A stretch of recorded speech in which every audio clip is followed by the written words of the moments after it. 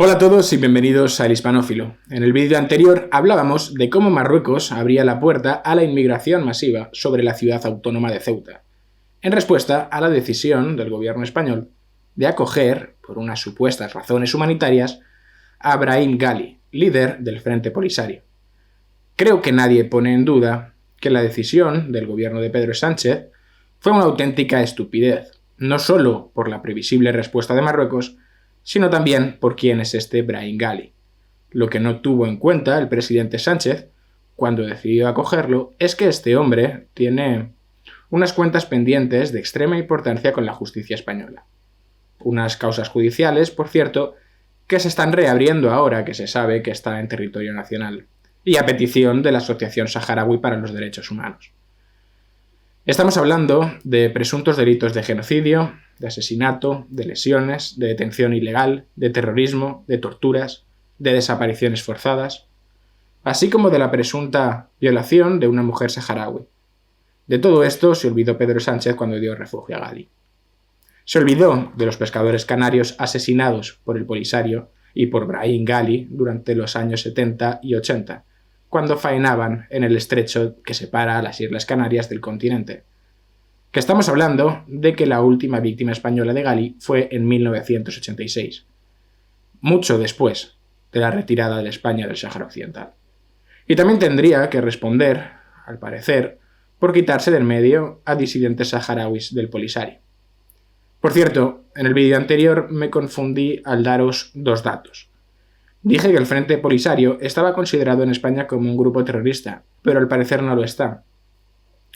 Me confundí porque las víctimas españolas del Polisario sí que están reconocidas como víctimas del terrorismo, que es una contradicción que no llego a entender del todo. Lo segundo, en lo que me confundí, fue en el número de víctimas mortales. Dije que eran 500, pero hoy lo he estado revisando y al parecer son 300. Lo que no sabemos tampoco es si Ghali seguirá vivo el tiempo necesario como para pisar un juzgado. Porque está interno en un hospital de Logroño, al parecer en estado crítico, y cuando llegó ya parecía que estaba bastante maltrecho. Y con esto Marruecos, con esto que pasaba en Ceuta, dejaba muy claro lo que estaba en juego. Y es el colofón a 2 años de relaciones bilaterales muy complicadas entre Marruecos y España. Hay una regla no escrita aquí en España que dice que nada más llegar al gobierno un nuevo presidente, su primer viaje oficial es a Marruecos. Es una regla que Pedro Sánchez decidió quebrantar, y el régimen marroquí, que tiene la piel muy fina y que parece que lo del autocontrol tampoco es lo suyo, pues se las ha guardado desde entonces. A lo que también hay que sumarle las declaraciones impulsivas de Pablo Iglesias sobre la cuestión del Sáhara Occidental. Porque sí, Pablo Iglesias tenía razón. Habría que celebrar un referéndum en el Sáhara Occidental. Pero si no tienes fuerza para responder por tus palabras, es mejor que te calles. Y el gobierno de Pedro Sánchez es débil, y Marruecos lo sabe. 10.000 personas, tanto magrebíes como subsaharianos, que entraron de golpe en una ciudad de 85.000. Porque Ceuta, aunque es una ciudad pequeña, de algo más de 18 kilómetros cuadrados. Como es evidente, la avalancha de personas no solo saturó a la Guardia Civil, que no daba abasto para tratar de frenarlos, sino que toda la ciudad se vio sobrepasada en todos los sentidos posibles. De hecho, viendo todo aquello, muchos ceutíes se encerraron en sus casas porque aquello sinceramente daba miedo. Yo imagino que, como a muchos otros españoles que estábamos delante de la televisión y delante de los periódicos, pues realmente nos asustaba que esto se tratase en realidad de una nueva marcha verde, de que Marruecos estuviese intentando hacerse con el control de Ceuta, que como sabéis es un territorio al que le ha dado últimamente por considerar como propio. Parece que no era, objetivamente hablando, una invasión, porque luego el régimen marroquí dio luz verde para que se devolviese a su territorio a todas las personas que habían entrado ilegalmente en España. Que simplemente era una ocasión más en las que Marruecos utilizaba, como lleva haciendo ya mucho tiempo, este drama humano de la inmigración como un arma arrojadiza, como un método de presión diplomática hacia España. Cuando nuestra ilustre ministra de Exteriores, Arantxa González Laya, va a reunirse con su homóloga marroquí, ¿qué le responde esta? Que hay actos que tienen consecuencias. que una decisión como la que había tomado el gobierno español, en secreto y en connivencia con un país enemigo de Rabat como es Argelia, y la decisión de acoger a un hombre que está en guerra abierta con Marruecos, como es Brahim Ghali, pues derivó en una respuesta contundente por parte del régimen marroquí. Y estas son las consecuencias. Ojo, unas consecuencias que no pagó tanto España como aquel chaval que falleció tratando de llegar a España. O las consecuencias que pagó su familia porque el gobierno de Marruecos decidiese plantear un órdago en estos términos. También vimos a familias enteras que estaban tratando de cruzar la frontera con bebés a cuestas. Bebés que luego tuvieron que ser rescatados por soldados del ejército español. Y los guardias fronterizos de Marruecos los dejaron pasar como si no pasase nada. Independientemente de que haya quien pueda defender que era legítima una respuesta contundente por parte de Marruecos, esto es diabólico, es macabro. Para tratar todo este problema con una mínima rigurosidad, hay que abordar todos los asuntos que confluyeron el otro día en las costas de Ceuta. Algunos de estos asuntos además son de muy larga data, y son asuntos que han estado estorbando a las relaciones bilaterales entre Marruecos y España durante mucho tiempo. Lo primero que tenemos que hablar es de la cuestión migratoria, de por qué hay decenas de miles de personas que tienen la impresión de que si entran ilegalmente en nuestro país van a tener un futuro mejor, o un futuro siquiera. Y tenemos que hablar de cómo se está planteando este debate en España. Bueno, en España y en todo Occidente. También tendremos que hablar de esta cuestión que os digo que ha perseguido desde hace mucho tiempo a las relaciones entre España y Marruecos, que es la cuestión del Sáhara Occidental, que no es solo una espinita en el corazón de los españoles, es una auténtica lanza. Y todos los gobiernos españoles, uno tras otro, han fingido que la solución al problema está en mirar para otro lado. Pero ya hemos visto que no lo es, que es una cuestión que seguirá estorbando de por vida si no se le busca una solución duradera al problema. Y por último, tenemos que hablar también, sin fantasías ni idas de olla, de cuál es la importancia geoestratégica de las relaciones entre España y Marruecos, y sobre cuál es el precio que pagaríamos si estas relaciones se fuesen al garete. Parece, todo esto muy complicado, así que me he hecho un pequeño esquema para no perder ningún detalle. La crisis migratoria. Lo primero que hay que decir de todo este asunto es que obviamente estamos ante un verdadero drama humanitario. Que cientos de miles de personas estén jugando su supervivencia por tener una vida mejor o por darle a sus hijos una vida mejor, pues no puede calificarse de otra forma que no sea drama humanitario. Como contraparte, también hay que decir que la capacidad de los países receptores para acoger a una oleada masiva de inmigrantes pues también es limitada. Y que no es posible abrir las fronteras, que los españoles deben protegerse. Lo que no es de recibo es cómo se ha planteado este debate en España y en Europa. Se está planteando como si por un lado estuvieran los defensores de los derechos humanos y por el otro una panda de racistas, xenófobos y paletos que se inventan un montón de titulares amarillistas para instaurar un régimen fascista o algo así. Estos son los términos en los que se ha movido el debate en Europa. Y no le estamos prestando la debida atención a lo único que importa al final del día, que es a las personas. A las consecuencias que puede tener nuestras decisiones y nuestros actos. Como digo, se está planteando como si las leyes de extranjerías fuesen lo opuesto a los derechos humanos, cuando en realidad lo que ocurre es precisamente lo contrario, que si quieres que se cumplan los derechos humanos, necesitas, por necesidad, el control de las fronteras. Necesitas que sea posible aplicar la ley dentro del territorio, y necesitas controlar la forma en la que entra la inmigración en tu país.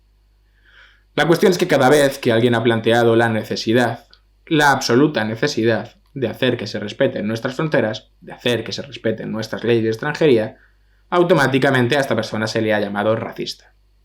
Que debe ser que por algún motivo tiene un problema personal con la inmigración, y con el inmigrante. Y no es verdad. Todos los que matizamos, los que decimos la verdad sobre este tema, no lo estamos haciendo porque tengamos un problema con los inmigrantes. Tenemos un problema, eso sí, y un problema moral de primer orden además, con la inmigración irregular y con aquellos que la favorecen por una cuestión estética. que escondidos bajo una careta de supuesta ética, lo que están obviando es, primero, que favorecer a la inmigración ilegal, que ser tibio y buenista con unas personas que están entrando ilegalmente en nuestro país, favorece que muchas personas más se planteen utilizar estos mismos métodos para llegar a nuestro país. Es decir, que si empezamos a regularizar y a proyectar la imagen de que los medios por los que se entra en nuestro país son irrelevantes, lo que estamos favoreciendo es que haya cientos de miles de personas que se lancen al mar Mediterráneo para tratar de llegar a nuestras costas. ¿Y todo por qué? Para presentarnos ante el mundo como caritativos, para que parezca que nos importa. Esto es una canallada. Es aprovecharse del sufrimiento de toda esta gente. Y eso nos hace cómplices de los miles de muertos que se ahogan cada año en el Mediterráneo. Por algún motivo, siempre hay alguien que confunde debilidad con virtud. Y eso es lo que ocurre cuando somos débiles, cuando anteponemos la estética a la ética, que damos incentivos para que miles de personas arriesguen su vida. Y os pongo un ejemplo de esto. Esto es lo que hizo Manuela Carmena, antigua alcaldesa de Madrid. Colocó una bandera de 5 metros en la fachada del Palacio de Correos en la que decía Refugees Welcome, en el centro de Madrid. Esta es la definición de demagogia, porque luego no es que hicieran absolutamente nada por los refugiados. No es que Madrid se convirtiese en un refugio para los solicitantes de asilo ni nada por el estilo.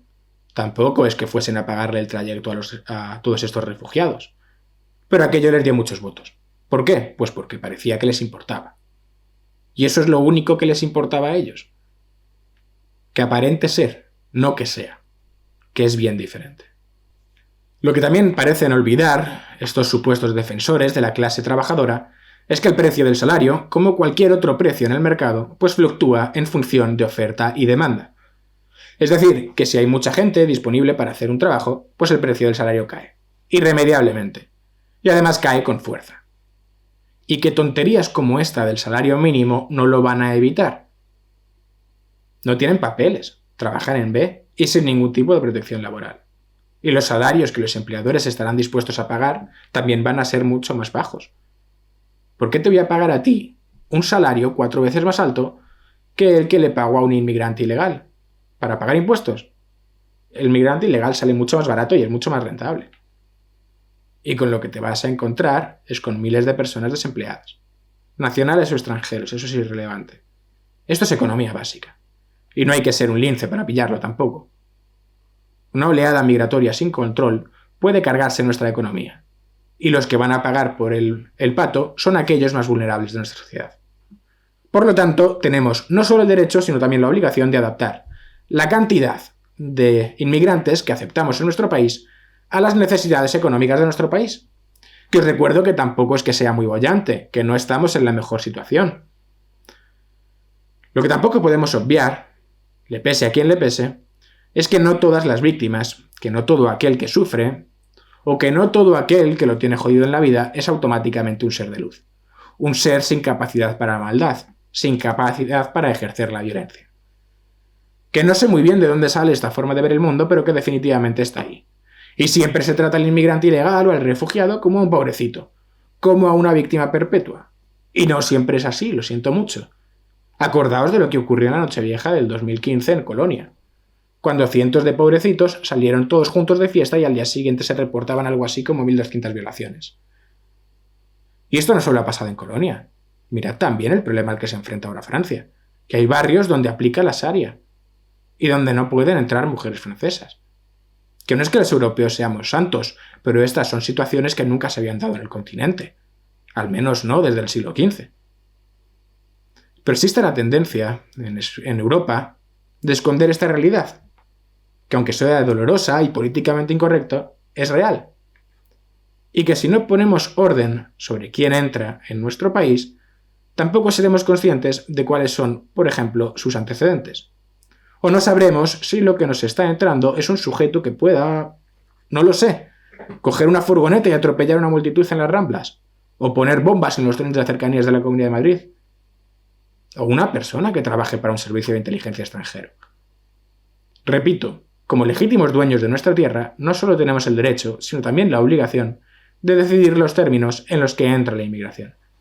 y también de decidir qué tipo de inmigración aceptamos.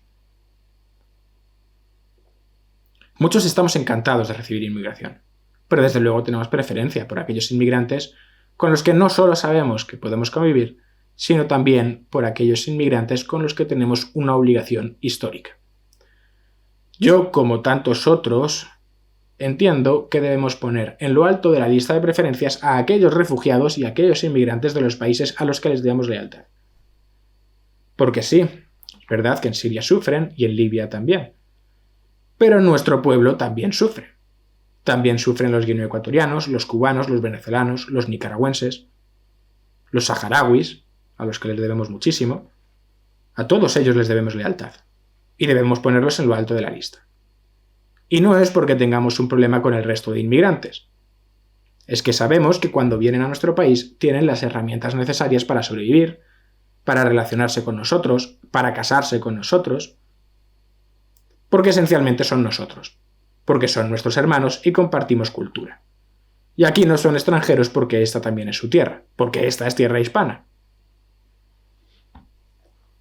Ahora bien, si como sociedad decidimos que no, que por algún motivo este no es el orden de cosas que debemos establecer, que por algún motivo queremos obviar los lazos históricos y culturales que nos unen a los países hispanos, pues bueno, pues lo hacemos. Yo me pondré con absoluta firmeza, como es lógico, por algo soy el hispanófilo, porque siempre pongo a los hispanos por delante, pero lo que no podemos hacer, bajo ningún concepto, es estar promocionando que la gente se esté lanzando al Mediterráneo en barcas hinchables para llegar a nuestro país, con mujeres embarazadas y con niños a bordo. Eso es una barbaridad. Si lo que queremos es inmigración y consideramos que podemos aceptar muchísimo más gente de la que ya estamos aceptando, pues vale, multipliquemos por 10 si hace falta el volumen de solicitantes. Pero lo hacemos legalmente y siempre que se gestione desde sus países de origen. Lo que no podemos hacer bajo ningún concepto es, primero, crear la expectativa de que llegando como inmigrante ilegal a un país europeo, por arte de magia las cosas le van a empezar a ir bien. Que todo estará solucionado porque llegan a un país relativamente rico. Porque la sociedad que les acoge le va a dar todo lo que quieren. Y que nada más llegar van a tener una casa, trabajo y salud. No podemos dar esa imagen porque no es verdad. Como digo, multipliquemos por 10 la capacidad para aceptar legalmente inmigración. A decenas de miles si hace falta. Pero lo hacemos desde sus países de origen. No les forzamos a atravesar a pie todo un continente en una ruta que es realmente peligrosa y luego a lanzarse al mar sin saber siquiera si van a poder llegar a la otra orilla. Y tampoco les forzamos a pagar o a endeudarse con las mafias de tráfico de personas. A mí me parece que tiene mucho más sentido que paguen, no lo sé, 150 o 200 euros por un billete de avión, desde su país hasta el nuestro, en vez de dejarse 15.000 euros en las costas de Libia, en las costas de Argelia o en las costas de Marruecos. O peor, endeudarse por esa cantidad con sus familias como aval, que es lo que está pasando. Pero esto que estamos haciendo en España y en toda Europa, esto es una barbaridad. Y nos hace responsables de los miles de muertos que se están ahogando ahora en el Mediterráneo. Y este es el drama que estaba de trasfondo en Ceuta. Que miles de personas se la estaban jugando para cruzar la frontera porque pensaban que podían ganar algo haciéndolo. Si la política española, desde hace 10 años, hubiese sido firme, no habríamos visto esto. Y no habríamos visto tantísimas cosas que desgraciadamente hemos tenido que ver. Y lo que también vimos en Ceuta es cómo el siniestro régimen alauí se aprovechaba del sufrimiento de todas estas personas para hacer presión sobre España. Que es muy parecido a lo que también hace España, los políticos de España, que en cada ciclo electoral se aprovechan de su sufrimiento para ganar unas elecciones. Acuérdense de lo primero que hizo Pedro Sánchez cuando llegó a la Moncloa. Para legitimarse y para demostrarnos a todos cómo él iba a hacer las cosas diferentes, para demostrarnos cómo era en realidad un gobierno progresista, lo primero que hizo fue ir a Valencia a recibir a los 500 del Aquarius. Se fue allí para hacerse la fotito y todos los progresistas de Europa dijeron: «Uy, vaya presidente más bueno y caritativo que les ha crecido allí en España». ¿Y qué dijeron en África? Ya os lo podéis imaginar, ¿no? Viendo aquello en todas las portadas de todos los periódicos africanos, pues pensaron: «Oye, vamos a España, que por allí hay vía libre. ¿Quién sabe? A lo mejor conocemos a Richard Gere». ¿Pero qué fue lo segundo que hizo Pedro Sánchez? decirle a los barcos de salvamento del Open Arms que no podían trabajar frente al estrecho de Gibraltar. Es decir, primero efecto llamada y luego retirada de aquellos que hacen su trabajo salvando vidas. Y ayer volvimos a ver un cambio de postura en la progresía nacional, en la hipocresía nacional. Que ayer se dieron cuenta por fin que la postura que estaban manteniendo desde hace años era infantil y sostenible. Y vimos cómo se acababa su cruzada contra las devoluciones en caliente. Que era lo que había que haber hecho desde el principio, desde hace 10 años como mínimo. Pero como estaban más preocupados de la estética que de la ética, pues hicieron como que no pasaba nada con los muertos del Mediterráneo. Espero que esta experiencia haga que el gobierno español se replantee todo esto y que se lo empiece a tomar en serio, como si fuesen adultos y no como unos niños de teta, que hay vidas en juego. La cuestión del Sáhara Occidental. Las relaciones hispano-marroquíes no se pueden entender si no se entiende primero qué es lo que está pasando en el Sáhara Occidental y qué es lo que está sufriendo el pueblo saharaui desde hace 46 años. Porque sí, esto también estaba de trasfondo en Ceuta. Nuestras relaciones bilaterales nunca podrán ser amistosas si se sigue maltratando a un pueblo al que consideramos hermano. Porque, como ya sabéis, el Sáhara Occidental fue en su día la provincia española número 53. Y eso convierte al pueblo saharaui en un pueblo hispano, o por lo menos en un pueblo hermano. Sobra decir que el pueblo saharaui es el nativo, indígena si se quiere, de la región del Sáhara Occidental. Son mezcla de árabe y bereber, y el español es su segunda lengua oficial. Aunque habrá que ver cuántos son realmente hispanoparlantes. Pues ahora mismo este territorio del Sáhara Occidental está ocupado por el Reino de Marruecos, y es un territorio pendiente de descolonización, y así figura en la lista de colonias de la Organización de las Naciones Unidas. Las relaciones entre los españoles y el pueblo saharaui se remontan al mismo momento en el que las Islas Canarias pasaron a formar parte de la Corona de Castilla, allá por el año 1486. Y el contacto y el comercio entre un lado y el otro del estrecho, que separa a las Islas Canarias y el continente, pues era normal y frecuente en aquella época. Y lo fue hasta más pasado el tiempo, en 1767, que es cuando se firma el Tratado de Marrakech, que podemos decir que es el primer tratado de paz entre España y Marruecos. En realidad con la dinastía alauí, que es la dinastía actual de Marruecos. En el artículo 18 de este acuerdo, el Sultanato de Marruecos reconoce explícitamente no tener ni haber tenido nunca ningún poder ni autoridad al sur del río Nun, que está a unos 100 kilómetros al norte de la frontera entre el Sáhara Occidental y Marruecos.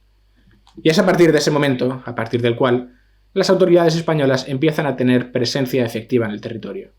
Más que nada porque era muy interesante, desde el punto de vista estratégico, tener control sobre lo que ocurría al otro lado del estrecho que separa las Canarias del continente, y adelantarse así a cualquier potencia rival que quisiese hacerse con el territorio y dar problemas a las rutas comerciales españolas. Este tratado, el Tratado de Paz de Marrakech, y tantos otros posteriores a él, será lo que luego inclinará la balanza en el Tribunal de Justicia de La Haya. En todas sus sentencias se condena repetidamente las pretensiones marroquíes sobre el territorio. De acuerdo con todas estas sentencias, el Sáhara Occidental no tiene ni ha tenido nunca ningún lazo histórico, ni tiene ni ha tenido nunca ningún vínculo de soberanía con Marruecos, porque si no lo tenía la dinastía alauita, mucho menos lo iban a tener con Marruecos, que es un país muy moderno. Esto hace que la ocupación militar del Sáhara Occidental por parte de Marruecos sea una ocupación ilegal, por lo que se debe aplicar el derecho de autodeterminación, que viene contemplado por la resolución 1514 de la Carta Magna de la Descolonización de las Naciones Unidas, y que dice que este derecho, el derecho de autodeterminación, está reservado y reconocido únicamente para 3 supuestos: para pueblos coloniales, para pueblos ocupados militarmente y para territorios en los que se les niega el acceso a los derechos fundamentales a sus ciudadanos. Y el territorio del Sáhara Occidental es un territorio ocupado militarmente, que tiene el estatus de colonia, porque vive bajo la administración de España y de Marruecos, al menos legalmente, y porque es un territorio donde se le niegan los derechos fundamentales a sus ciudadanos. Es decir, el pueblo saharaui tiene derecho a la autodeterminación, que no todos los que apelan a este derecho lo tienen, y ya sabéis a quiénes me refiero. En 1884, y viendo que las potencias europeas estaban repartiendo el continente africano, que estaban instalando colonias, pues España comienza una campaña diplomática para firmar acuerdos de protectorado con las diferentes tribus saharauis del territorio. Protectorado, que no colonia. Poco más tarde empezaría a ser provincia española. Es decir, parte integral de España, y a partir de entonces los saharauis serían ciudadanos españoles de pleno derecho. Saharauis y españoles vivieron en paz, como os decía antes, desde el siglo XV, hasta que en los años 60 del siglo pasado empezasen a surgir sentimientos secesionistas a raíz de esta resolución de la Asamblea General de la ONU, que es la que os digo que incluyó al pueblo saharaui en la lista de pueblos colonizados con derecho a autodeterminación e independencia. A partir de este momento, para gran parte de los saharauis, la presencia española se empezaría a considerar una presencia hostil. España, que entonces estaba inmerso en la dictadura franquista, se resiste un poco a abandonar el territorio, en el que acaba de descubrir las minas de fosfatos de Fosbucrá. Los fosfatos, que eran un insumo muy demandado en el mercado internacional, y son, sobre todo, por el sector de la agricultura. Pero finalmente la dictadura cedió y dejó claras sus intenciones de conceder la celebración de un referéndum de autodeterminación en 1975 y una eventual independencia que estaba prevista para el año 1978. Desde entonces, el Reino de España desembolsa algo más de 20.000 millones de pesetas para preparar al Sáhara Occidental para una eventual independencia. Se empiezan a organizar también el censo y el referéndum de autodeterminación. En 1968 empiezan a surgir guerrillas independentistas, embrión de lo que luego pasaría a ser el Frente Popular de Saguiya Alhambra y Río de Oro, más conocido como el Frente Polisario, que se creó poco más tarde, en 1973. Desde entonces, el ejército español y los ciudadanos españoles tuvieron que hacer frente a la oleada de violencia de los guerrilleros del Polisario. Una violencia que continuó incluso después de que España tuviese presencia efectiva en el territorio. Como os decía antes, las últimas víctimas españolas del Polisario fueron en 1986. Desde el momento de su creación, Marruecos siempre tuvo el sueño húmedo de crear lo que bautizaron como el Gran Marruecos, que incluiría los territorios no solo del Sáhara Occidental, sino también de Mauritania, el oeste argelino y el norte de Mali. Y, como no, Ceuta, Melilla e incluso las Islas Canarias. Y cuando España anuncia que quiere celebrar un referéndum de autodeterminación para el Sáhara Occidental, Marruecos empieza a mover sus fichas. El rey Hassan II, que acaba de sufrir 2 golpes de Estado, verá esta oportunidad como una buena ocasión para legitimarse. Y en España había un problema. Como suele ocurrir con cualquier gobierno autoritario, cuando el estado de salud del dictador se resiente, todo el sistema se resiente con él. Y en estos momentos Franco estaba en las últimas. Recordad que Franco muere el 20 de noviembre de 1935. Bueno, de hecho, al dictador se le oculta lo que estaba pasando en el Sáhara para no terminar de matarlo. Consciente de esta situación, 14 días antes del fallecimiento de Franco, el 6 de noviembre, Hassan II convocó la Marcha Verde.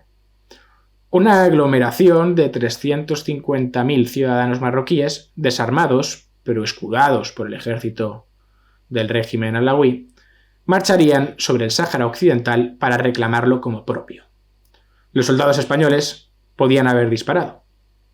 Se me ocurren muchos que en la misma tesitura lo habrían hecho. Y ahora, casi un lustro después, podemos ver que posiblemente hubiese sido la decisión oportuna. Aquello era una invasión, y habría sido legítimo, y habría hoy menos muertos en el Sáhara Occidental. Pero no fue así. La Marcha Verde entró en el Sáhara Occidental y no se evitó, porque implicaría haber disparado sobre población civil.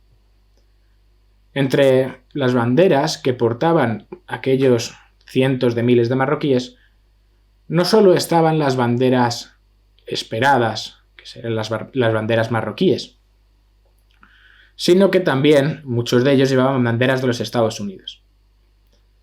Al fin y al cabo, el Frente Polisario se había alineado con la Unión Soviética. Y recordad que estamos inmersos en plena Guerra Fría. Así que Estados Unidos presiona a España para abandonar el territorio.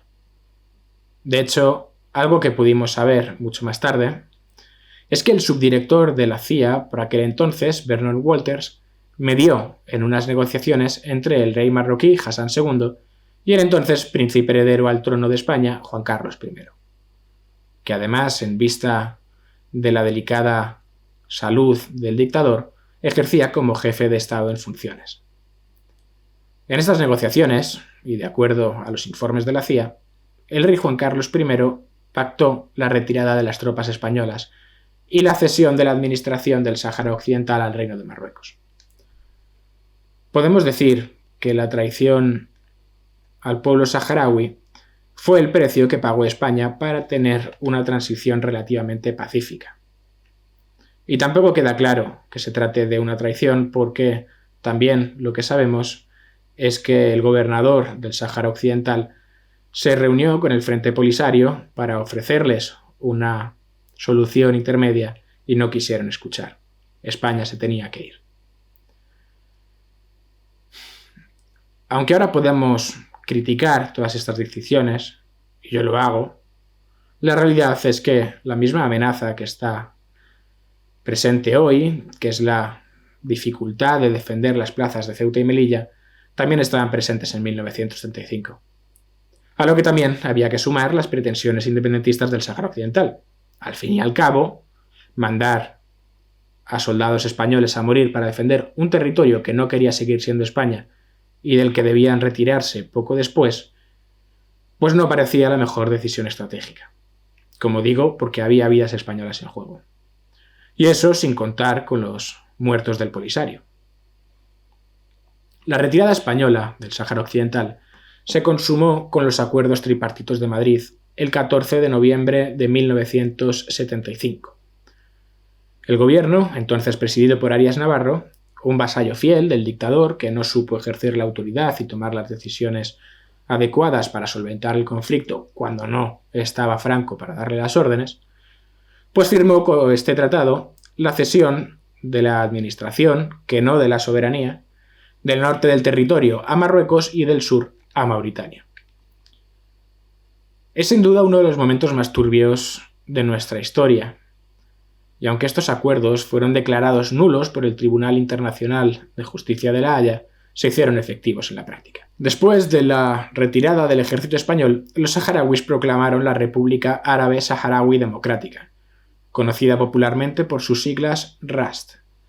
Los saharauis plantaron cara en la medida de lo posible a la invasión marroquí y mauritana. Bombardeos con fósforo y napalm hicieron que gran parte de la población civil se viese en la obligación de huir, con pasaporte español, por cierto. La gran mayoría de todos estos refugiados se asentaron en la vecina Argelia, enemigo eterno de Marruecos, y allí, en los campos de refugiados del Tinduf, siguen sobreviviendo a día de hoy en torno a 250.000 saharauis sin que el gobierno de España preste su ayuda. Bueno, a partir de estos acuerdos de Madrid de 1975, se dieron 16 años de conflicto armado que enfrentaron a Mauritania y a Marruecos con el Frente Polisario. Aunque la aventura bélica de Mauritania duró tan solo 4 años, porque fue incapaz de soportar la continua guerra de guerrillas que le había montado el Frente Polisario en una tierra que además era absolutamente desértica y de la que no podían sacar nada. Así, Mauritania renunció entonces a su ocupación y renunció a la República Árabe y reconoció a la República Árabe Saharaui Democrática. Pero con Marruecos la cosa no iba a ser tan fácil, que decidió anexionarse no solo los territorios del norte del país, sino también los que había abandonado Mauritania. Y a principios de 1980 comenzó a construir largos tramos de muro para limitar los movimientos de los combatientes saharauis. Este muro es el más largo del mundo, de unos 2.700 kilómetros, y separa de norte a sur el norte y el sur del Sáhara Occidental. Alrededor del muro se instalaron también una infinidad de minas antipersonas. De hecho, este también es uno de los campos de bombas terrestres más grandes del mundo.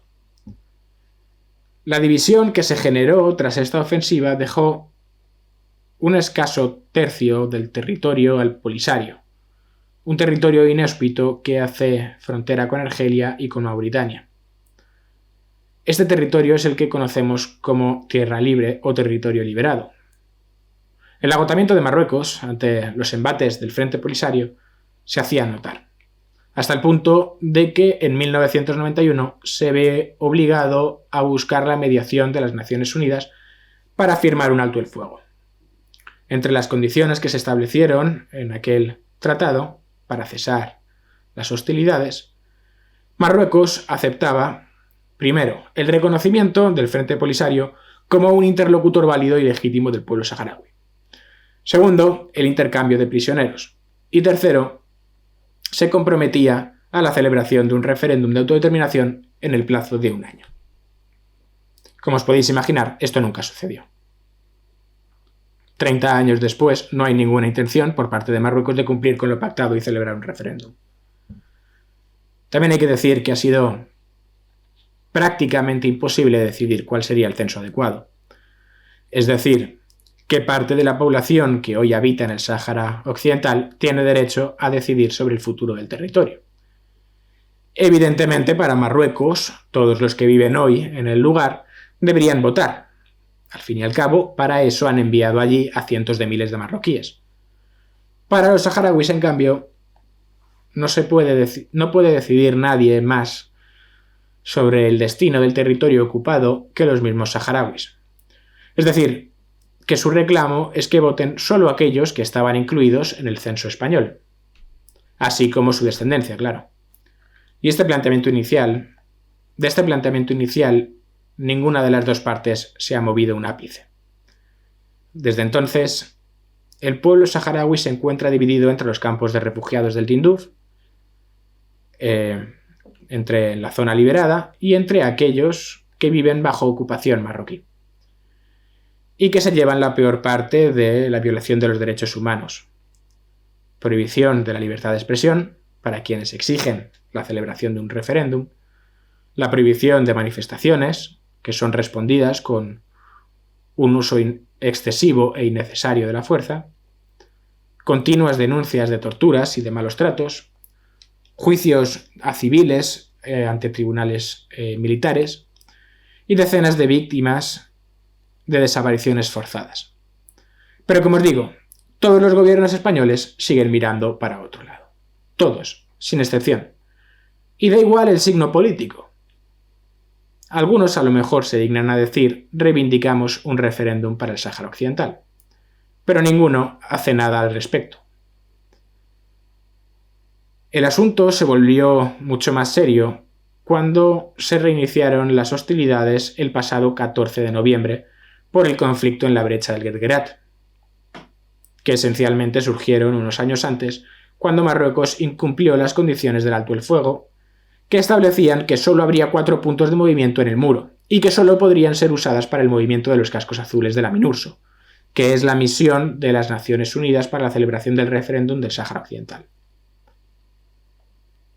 El Tratado de 1991 no permitía, en ningún caso, la apertura de nuevas brechas para facilitar el comercio o el movimiento de civiles, que es exactamente lo que se ha hecho con la brecha del Guerguerat.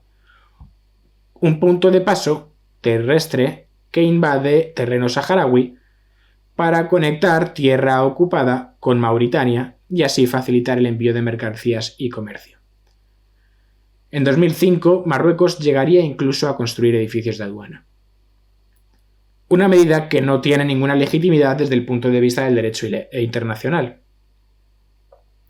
Esta decisión de Marruecos supuso una escalada de tensión que, aunque no llegó a materializarse en un enfrentamiento armado, al menos no en ese momento, no tenía precedentes desde 1991. Los saharauis empezaron a movilizarse en el terreno controlado por el Polisario y Rabat respondió con lo propio, desplegando a sus fuerzas armadas al otro lado de la brecha. Por primera vez desde el alto el fuego, ambos ejércitos se veían frente a frente a unos escasos 100 metros. y solo separados por un puñado de cascos azules, que finalmente consiguieron mediar para que ambas partes consiguieran replegarse. Pero ante la falta de respuesta de Naciones Unidas, los saharauis han recurrido a bloquear el paso del Guerguerat de manera intermitente pero recurrente como método de presión hacia la comunidad internacional, impidiendo el tráfico de unos 100 o 200 camiones diarios, lo que supone una pérdida económica importante para Marruecos. Y esto es lo que pasó de nuevo el pasado 21 de octubre de 2020, cuando civiles saharauis comenzaron a bloquear la brecha del Guerguerat para denunciar la violación del tratado y para exigir la celebración del referéndum que se había pactado 30 años antes. Ante la falta de respuestas, todavía por la comunidad internacional, los saharauis mantuvieron el bloqueo. Unos días más tarde, el 13 de noviembre, las Fuerzas Armadas marroquíes abrieron 3 nuevas brechas en el muro y desalojaron a los saharauis, lo que se consideró por parte del Frente Polisario como la ruptura definitiva del alto el fuego y la declaración definitiva de la guerra. Desde que se reinició el conflicto, un conflicto muy desigual, también hay que decirlo, Rabat ha estado midiendo los apoyos que recibía el Polisario desde Madrid, y cada vez que ha habido una tentativa del gobierno español por simpatizarse con la causa saharaui, Marruecos ha respondido. Es lo que pasó con el tuit de Pablo Iglesias, y es lo que pasó en Ceuta ante la decisión de Pedro Sánchez de acoger a Brahim Ghali, líder del Frente Polisario. Todo esto responde a la misma dinámica. Las relaciones hispano-marroquíes. Primero, Marruecos es el puente que conecta África con Europa, por lo que le hemos encargado, o mejor dicho, hemos subcontratado a Marruecos la labor de frenar la ola migratoria.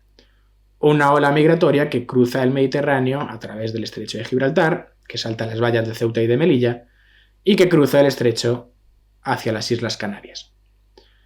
Y por ese trabajo, el régimen marroquí está recibiendo grandísimas sumas de dinero.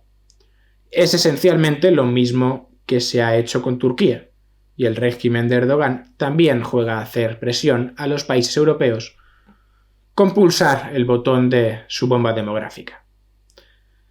Segundo, en España hay 715.690 marroquíes según el censo.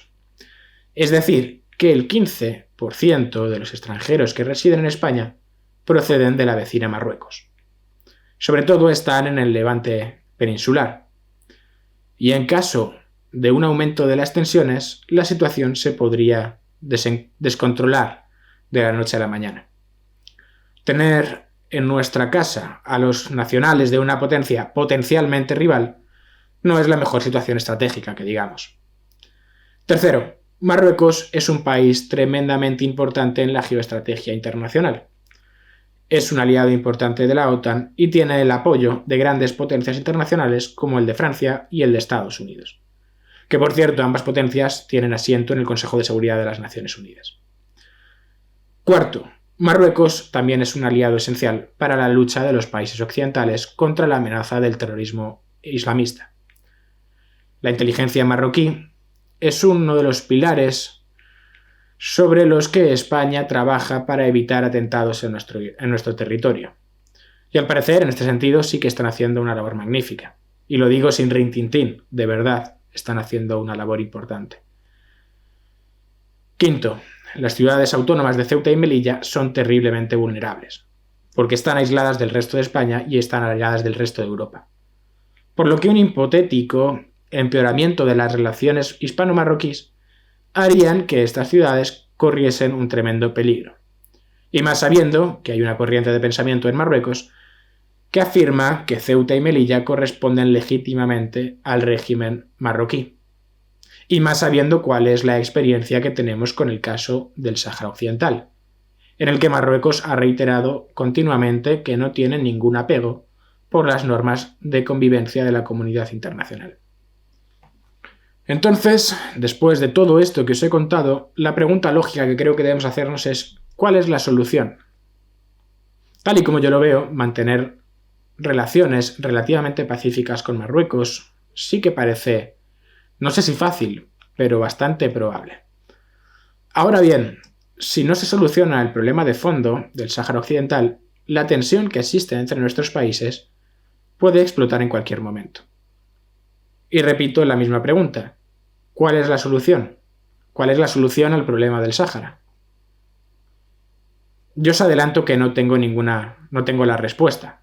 Es un problema que ha hecho que toda la comunidad internacional se coma la cabeza desde hace más de un lustro, y como espero que entendáis, pues yo, que tengo el coeficiente intelectual justo como para no cagarme encima, pues no puedo ser tan soberbio como para creer que tengo la respuesta a toda esta situación.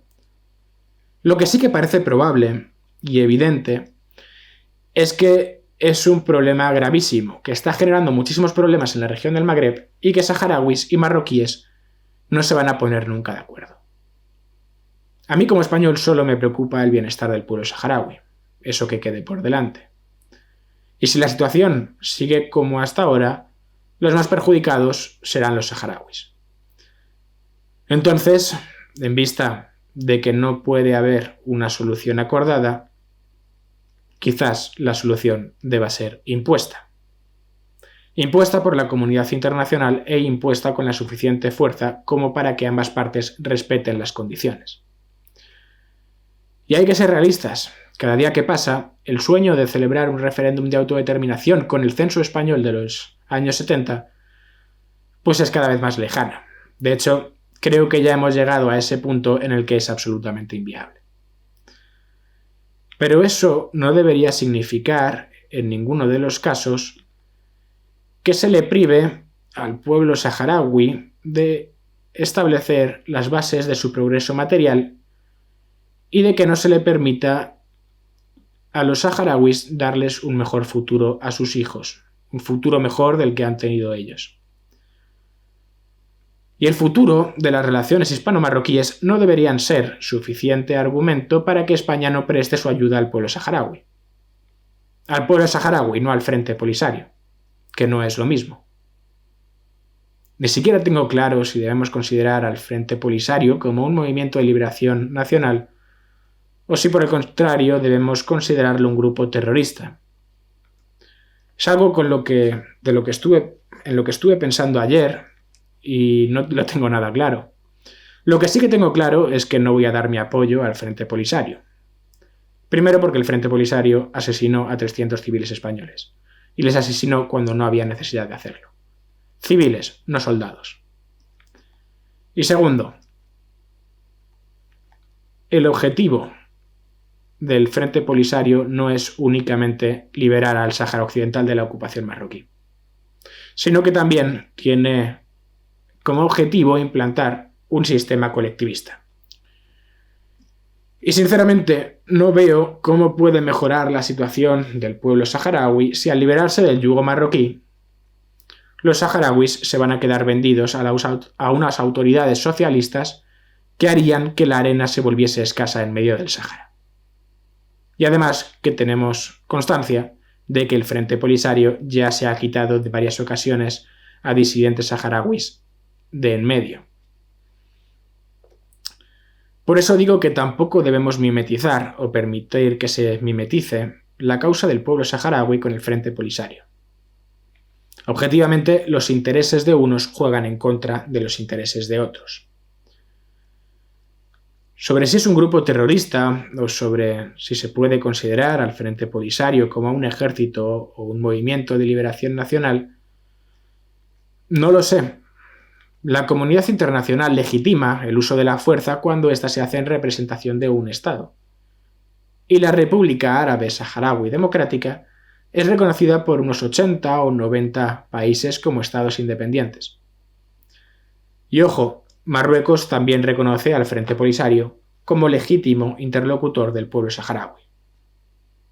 Esa fue una de las condiciones que se establecieron en el alto el fuego de 1991. Con esta reflexión termino. Todo esto que os he contado me gustaría haberlo dividido en varios vídeos y haberlo contado con mucho más detalle y con mucho más tiempo. Espero por lo menos no haberos confundido más de lo que ya estabais cuando empezasteis a ver el vídeo y no haberos aburrido tampoco, porque la verdad es que me he pasado un poquito con el tiempo. Como siempre os digo, espero que nos volvamos a ver aquí, en el Hispanófilo. y a ver si ya puedo sacar un rato para hablar de Cuba, de Argentina, de Guinea Ecuatorial, de Perú, que al final entre una cosa y otra tengo mogollón de vídeos publicados, pero nunca puedo ocuparme de estos asuntos por eso de que estoy sujeto a la actualidad. Pero lo dicho, un saludo a todos.